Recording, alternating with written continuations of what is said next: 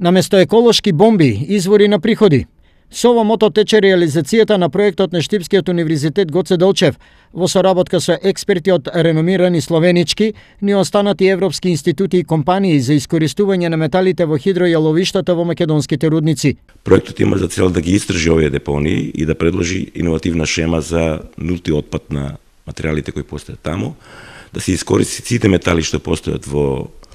овие постојни депонии од областа на рударство и металургијата и да се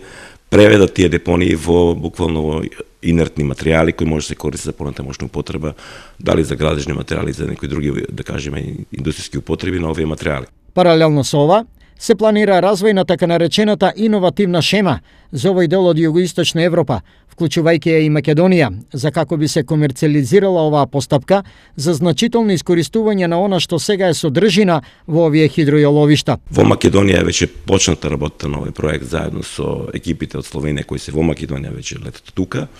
и почнуваме да работиме на одреден број на депонии во Македонија, пред се од областа на металургијата и рударството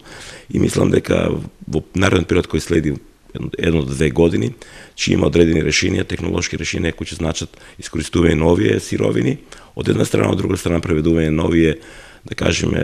средини кои представуваат